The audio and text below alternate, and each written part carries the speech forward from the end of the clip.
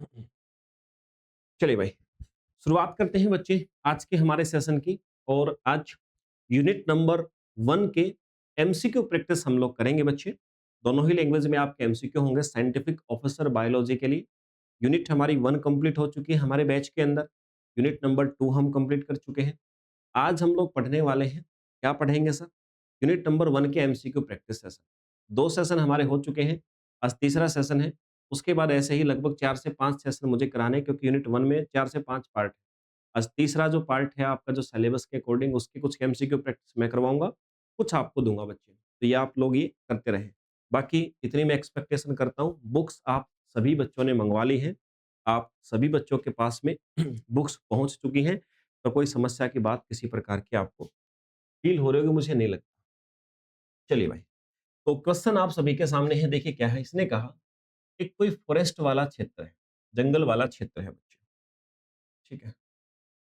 कोई जंगल वाला क्षेत्र है, वहां से एक आंशिक रूप से कंकाल में बदल चुका एक शव बरामद किया गया। एक डेड बॉडी प्राप्त करी गई, जो कि आपकी कंकाल में बदल चुकी है। फॉरेस्ट एरिया से एक मतलब कुल मिलाकर के कंकाल मिला हमें, बॉडी डिके हो चुकी है। Okay sir.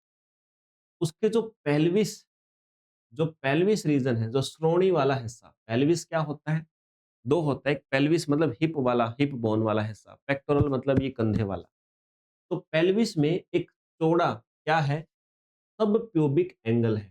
अब देखो, हमने जब पढ़ा था कि मेल और फीमेल के अंदर डिफरेंस करना हो, तो उसके लिए हमारा कंकाल भी हमारी बहुत सहायता करता है। तो यहाँ इसने कहा कि भाई उसके अंदर चौड़ा सब प्यूबिक एंगल है, एक चौड़ा ग्रेटर साइक्लिक नोच बना हुआ है, और एज कंपेयर गोल आकार का पेल्विक इनलेट दिखाई दिया।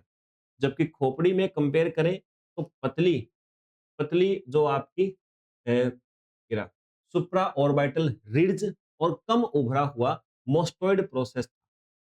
इन ऑब्जर्वेशन के आधार पे कौन सा निष्कर्ष आपका वैज्ञानिक रूप से उचित है, आपको ये बताना है।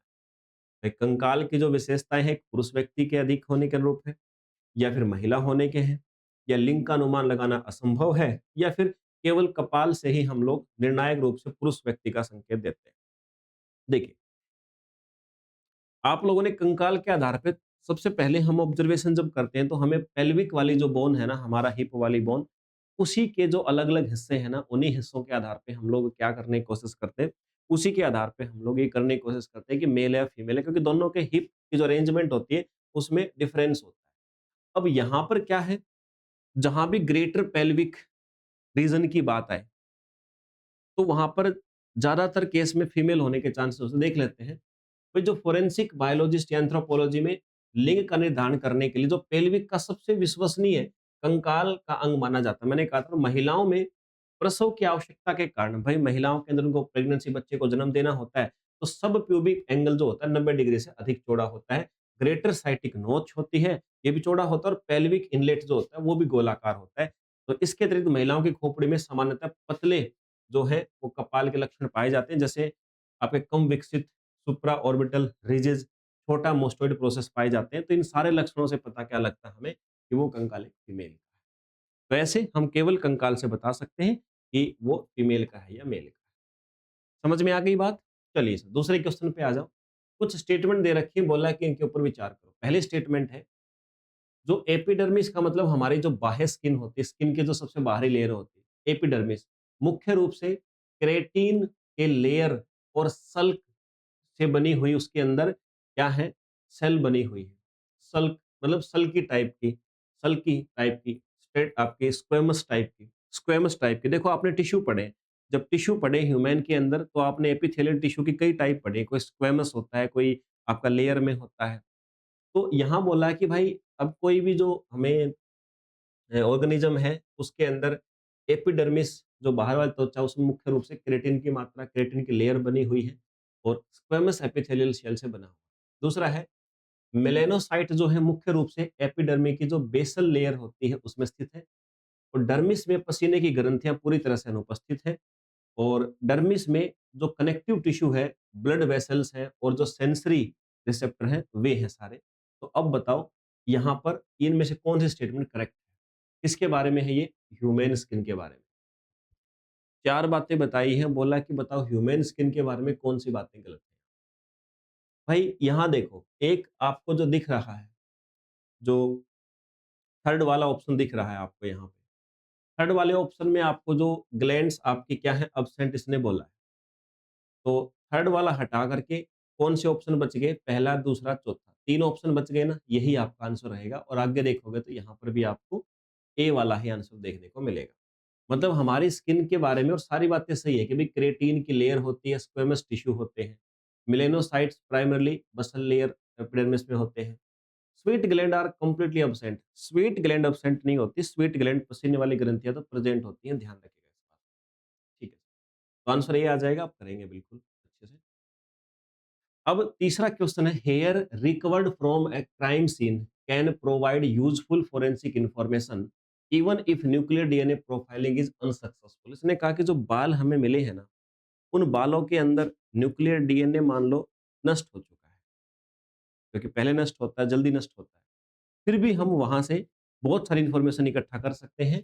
इसके पीछे का रीज़न क्या है? रीज़न दिया है कि हेयर के जो शाफ्ट है ना, उसके अंदर माइटोकॉन्ड्रिया डीएनए जो होता है वो हो सकता है और उसको एनालाइज़ करके भी हम लोग पता कर सकते हैं वहाँ। तो भाई बात तो जो लिखी हुई है दोनों सही है। मतलब स्टेटमेंट भी सही है और उसके एक्सप्लेनेशन भी सही है। और मुझे नहीं लगता कि मुझे आपको ये बतानी चाहिए, क्योंकि यही चीज़ मैं आपको पूरा कांसेप्ट जब समझा रहा बताया था कि बाल जो होते हैं उसके रूट के अंदर न्यूक्लियर डीएनए ज़्यादातर आपको देखने को मिलता है और वो नष्ट भी हो जाए अगर, फिर भी जो हेयर के शाफ्ट है, जो ऊपर वाला हिस्सा है, वहाँ पर आपको माइटोकॉन्ड्रियल डीएनए मिलता है जो कि जल्दी से नष्ट भी नहीं होता। उसको एनालाइज़ करके भी हम लोग प्रोफाइल तैयार कर सकते हैं। यही बात यहाँ पे लिखी हुई है। तो एक फोरेंसिक साइंटिस्ट है भाई, उसने पानी पीने के गिलास से उसको एक प्राप्त हुआ क्या? एक एपिथेलियल सेल प्राप्त हुई उसने कुछ। Just a second. उसको पानी पीने के नमूने से पानी पीने गिलास से उसको क्या मिला मेरे भाई? उसको एक एपिथेलियल टिश्यू प्राप्त हुआ और एपिथेलियल टिश्यू यानी एपिथेलियल सेल प्राप्त हुई। तो ये सेल पतली थी, फ्लैट थी और उनमें उनमें केराटिनाइजेशन का अभाव था, मतलब केराटिन का अभाव था। तो बताओ किस प्रकार का इनमें से चारों में से वो टिश्यू आपका आएगा? मतलब ये विशेषताएं जो आपको दिख रही हैं, ये विशेषताएं किस प्रकार के टिश्यू में आपको देखने को मिलेंगी? Hello, hello, hello.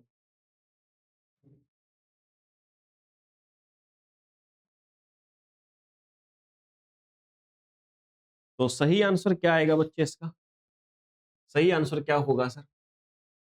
सही आंसर होगा, भाई देखो, आप एक बात देखो, पहले पूछा क्या है कि भाई एपिथेलियल, देखो हमारी बॉडी के अंदर 4 प्रकार के टिश्यू होते हैं, उनके अंदर सेल होती हैं। अभी जो टिश्यू या सेल होते हैं, जस्ट अ सेकंड एक बार भाई।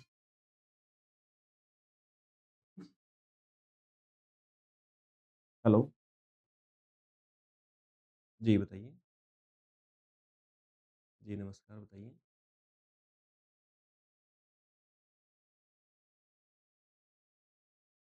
ओके, जी पूछिए।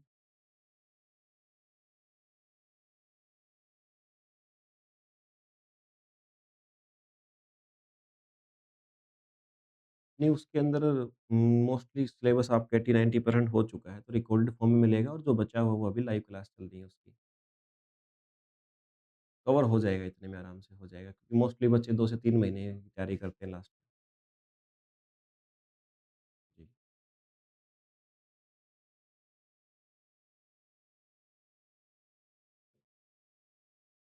हुँ, हुँ, हुँ। नहीं, प्राइज़िंग वही रहेगा इसमें। जी, जी, सीजी सेट का ही, वो जो प्राइज़ आपको ऐप में दिख रहा है वही रहेगा। जी, जी, जी। हाँ, बाइलिंगुअल हिंदी और इंग्लिश दोनों ही लैंग्वेज में रहेगा कोर्स।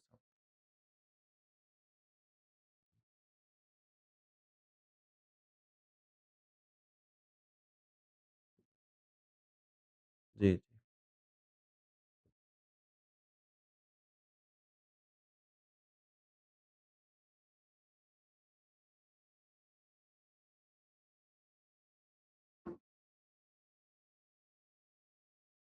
चलिए भाई, तो इन्होंने यहाँ पर आपको कुछ पहचान बताई है कि भाई हमें जो एपिथेलियल टिश्यू मिला है, वो एपिथेलियल की विशेषता ये है कि उसमें उसकी जो सेल है वो फ्लैट हैं, पतली हैं और उनके अंदर क्रेटीन का अभाव है। तो बताओ वो किस प्रकार का एपिथेलियल टिश्यू है? उसका नाम जस्ट आपसे पूछा है मेरे भाई, तो वो आपका टिश्यू आपको देखने को मिलेगा सर, जो बी ऑप्शन में लिखा है, सिंपल स्क्वेमस एपिथेलियल टिश्यू उसको बोलते हैं। चलिए सर, अगले क्वेश्चन में which of the following is the most distinctive characteristics of a mature human spermatozoa? Spermatozoa मैंने आपको पूरा पढ़ाया था, आपको याद होगा पूरा कंसेप्ट। इसने कहा एक पूरी तरह से मैच्योर जो ह्यूमन का शुक्राणु है उसकी सबसे विशिष्ट पहचान क्या होती है? क्या उसके अंदर बहुत ज्यादा मात्रा में रफ एंडोप्लाज्मिक रेटिकुलम होता है, या बड़े बड़े स्फेरिकल न्यूक्लियस और बिखरे हुए क्रोमेटिन होते हैं, या उसके अंदर हेड होता है जिसमें एक्रोसोम होते हैं और एक आपके फ्लैजेला वाली टेल होती है, और मल्टीपल न्यूक्लियाई उसके अंदर होते हैं जिनके अंदर कॉमन साइटोप्लाज्म होता है। देखो भाई, जो सी वाला हिस्सा है हेड वाला, डेफिनेटली आप समझ भी गए होंगे, हेड होता है और फ्लैजेला टाइप की टेल होती है जो उसको मोशन करने में, मूवमेंट करने में सहायता करती है। सी वाला आंसर जो इसका बिल्कुल करेक्ट होगा, यही आपको जवाब भी देना है। ओके सर, इसके बाद फिर क्वेश्चन नंबर 6 देखो, neutrophils are the most abundant leukocytes present in a normal peripheral blood. इसने कहा भाई सामान्य तौर पे न्यूट्रोफिल सबसे ज्यादा मात्रा में पाई जाने वाली ब्लड के अंदर सेल होती है। फिर बोला neutrophil plays a major role in phagocytosis during acute inflammatory response. और न्यूट्रोफिल जो होती हैं वो भक्षण, भक्षण का मतलब होता है जो बाहर से आपके बैक्टीरिया वगैरह आते हैं उनको खाने का काम करते हैं, उनको निगलने का काम करते हैं, उनको अपने अंदर समाहित करके उनको नष्ट कर देती है, जिससे इन्फ्लेमेशन मतलब जो एलर्जेटिक रिएक्शंस होती हैं, इन्फेक्शन होता है बाहर से, उस पे काम करती है। तो स्टेटमेंट देखो भाई, यहाँ पर पहली बात तो न्यूट्रोफिल ज़्यादा है या नहीं सर? तो भाई देखो समस्या की बात क्या है ना यहाँ पर, कि पहली बात है कि ठीक है सर, न्यूट्रोफिल्स ज़्यादा होती हैं, अच्छी खासी मात्रा में होती है, बहुत छोटी-छोटी सेल होती हैं, वो बात सही है। और न्यूट्रोफिल जो है वो फेगोसाइटोसिस में सहायता करती हैं।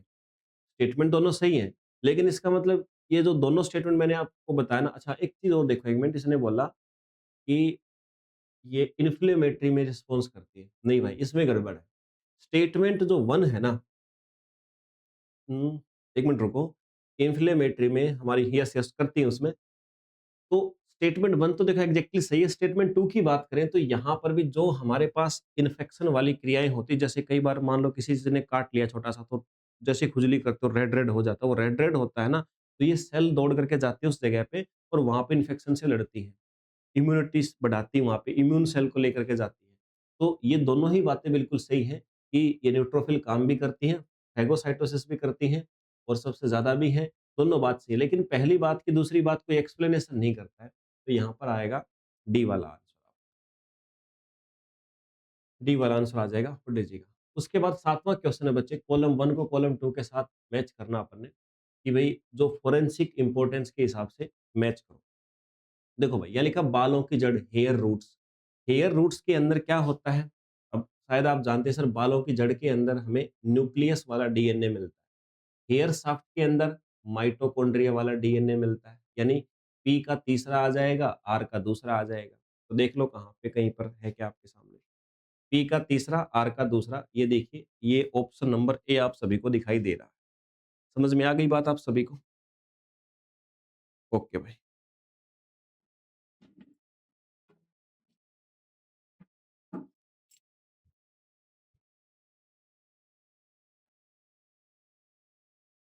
चलिए, तो 7th क्वेश्चन में ये वाला ए वाला ही आंसर आपका हो जाएगा। 8वां क्वेश्चन देखिए, क्वेश्चन के अंदर आपको बोला गया है, एक फोरेंसिक जो आपका पैलिनोलॉजिस्ट, पैलिनोलॉजिस्ट का मतलब जो पराग कण के बारे में जानकारी रखता है, पोलन ग्रेन्स की स्टडी करता है। इसने अपराध स्थल के पास में कपड़ों से बहुत सारे पोलेन ग्रेन्स यानी परागकण बरामद किए, जिनकी बाहरी दीवार अत्यधिक प्रतिरोधी स्पोरोपोलेनिन से बनी थी। ऐसे परागकणों का प्रमुख फोरेंसिक महत्व क्या है मेरे भाई, ये आपने बताना है। तो देखो भाई, ऐसे का क्या होता है, अच्छा, पैलिनोलॉजी आप समझते हो जिसमें हम लोग स्पोर्स या पोलन ग्रेन्स की स्टडी करते हैं, और ये पोलन ग्रेन्स क्या होते हैं हमारी फोरेंसिक जांच में बहुत इंपॉर्टेंट भी होते हैं। पोलन ग्रेन्स की जो बाहर की परत होती है स्पोरोपोलेनिन, से बनी होती है, जो कि नेचर में ज्ञात सबसे अधिक रासायनिक रूप से स्ट्रॉन्ग मटेरियल है, जो कि बहुत जल्दी नहीं टूटता है। इसी के कारण परागकण गर्मी, नमी, एसिड, बेस और अन्य एनवायरनमेंट के फैक्टर्स के बावजूद लंबे समय तक सुरक्षित बने रहते हैं। विभिन्न पौधों के जो पोलन ग्रेन है ना, उनकी आकृति क्या होती है, विशिष्ट होती है और प्रत्येक ज्योग्राफिकल क्षेत्र की जो वेजिटेशन है उसकी अलग-अलग होती है। इसलिए कपड़े, जूते, व्हीकल और अन्य वस्तुओं से प्राप्त परागकण किसी व्यक्ति या वस्तु को विशिष्ट भौगोलिक यानी सीधी-सी बात कंक्लूजन ये है भाई, अलग-अलग जगह पे जो प्लांट है उनके पोलन ग्रेन्स अलग-अलग होते हैं और नष्ट भी नहीं होते जल्दी से। तो जैसे कपड़ों से, जूतों से पोलन ग्रेन्स मिले, हमें पता लग जाता है कि किस जगह से आए हैं। तो ज्योग्राफिकल लोकेशन पता लगती है उससे कि भाई ये पोलन ग्रेन्स तो उस क्षेत्र में पाए जाते हैं। इस प्रकार से तो ये बेनिफिट आपको यहाँ पे देखने को मिलेगा। 2 क्वेश्चन और हैं भाई, इनको और करना प्रैक्टिस, है ना? टोटल 10 क्वेश्चन हमारे पास है। इनको भी आप प्रैक्टिस करेंगे, मतलब टॉपिक वाइज़ हम लेके चल रहे हैं। टोटल 5 पार्ट हैं तो 50 क्वेश्चन हम यहाँ से प्रैक्टिस कर रहे हैं। बाकी तो आप भंडारा, आप सभी के सामने बुक है अपनी, बुक को ऑर्डर करो, मँगवाओ, तो आप सभी के सामने आपके घर पे ही चली जाएगी वो। बताओ भाई, समझ में आई कि नहीं आई चीज़ें?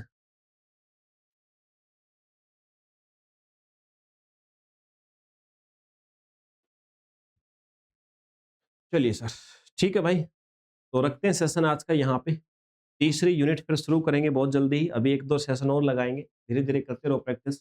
जो एक्चुअली क्या है कि अभी क्वेश्चन्स प्रैक्टिस कर रहे हैं, सेशन हमारे छोटे इसलिए हैं, क्योंकि मैंने आपको लगभग 40 लेक्चर अवेलेबल करवाए थे जनरल बायोलॉजी के। तो मैंने आपको टाइम दिया है लगभग 10 एक दिन का। उन लेक्चर्स को आप कवर कर लो एक बार। जो 40 लेक्चर मैंने आपको जनरल बायोलॉजी के अवेलेबल करवाए आपके बैच में। असिस्टेंट प्रोफेसर लेवल के ही हैं वो।